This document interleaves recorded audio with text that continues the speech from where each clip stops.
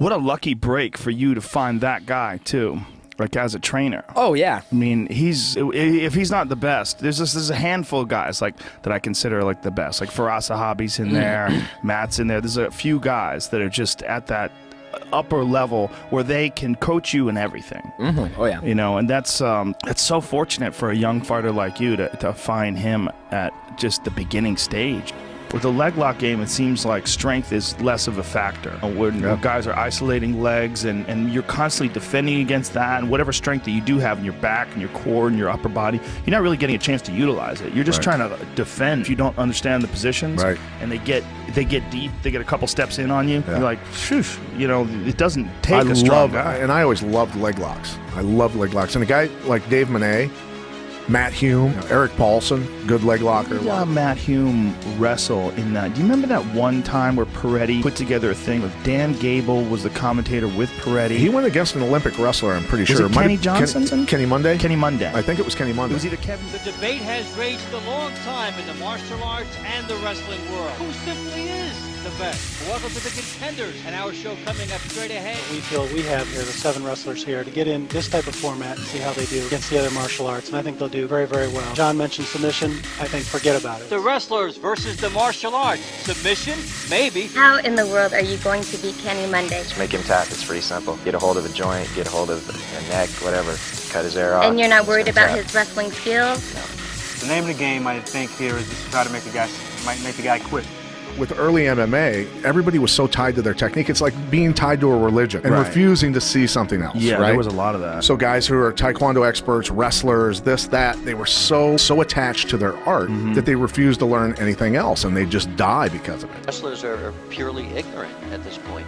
I mean, but what we see here is that they work on looking at stuff, and they've never really tasted it. Okay, look at his fists up.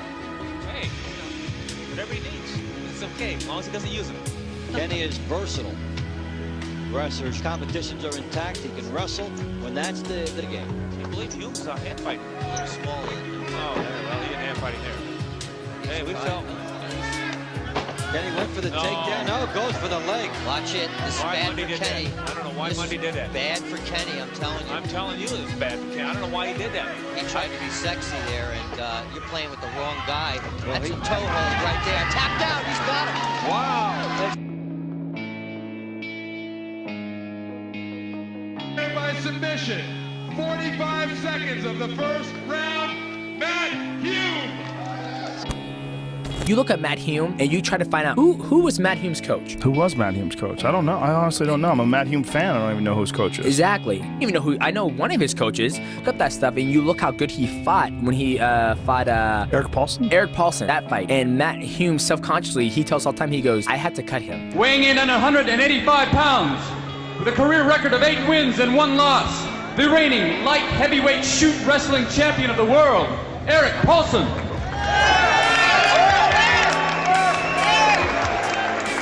178 pounds, with a career record of 225 wins and 18 losses, the 1995 WKA super middleweight champion, Matt Hume. See how they go into their preferred styles. Trying to weaken the leg strength. And Paulson. So GQ'd up. Very nice move. Altering the guillotine. Oh, the defense of the guillotine was... Perhaps their way. Now a little bit of boxing attempted.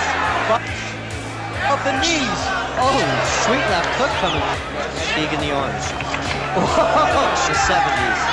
And set up a chopping right. Great. Now we see some boxing in here. Good. Here we go.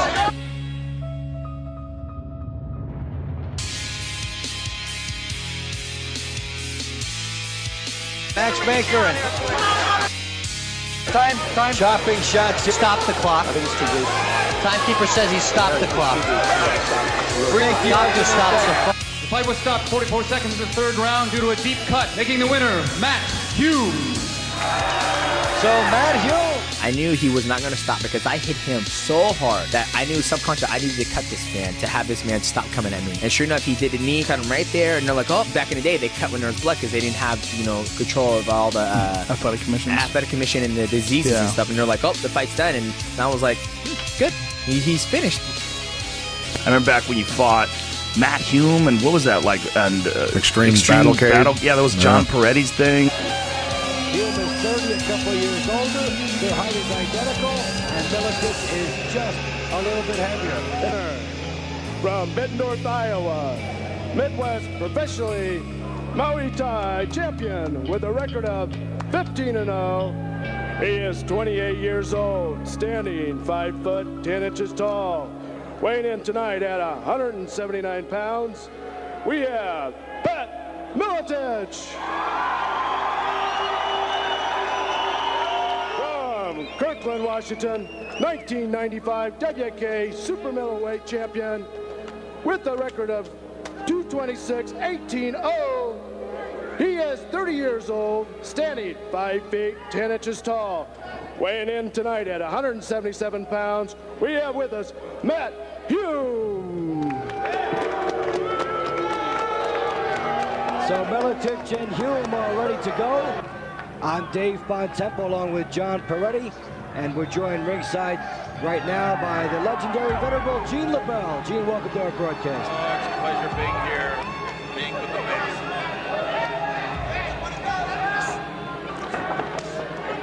Which didn't even phase Miletich. You notice how he keeps them low, those kicks? Very good. I like a man that does kicks and can wrestle. And the legendary Gene LaBelle is with us. Gene, we're glad your mic is open, and welcome to the show. Hey, it's a pleasure being here.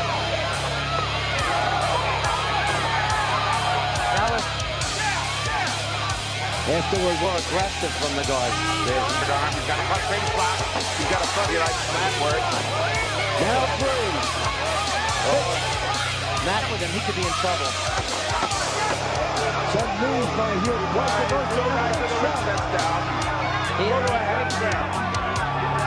Hume's opportunity came too late in the round.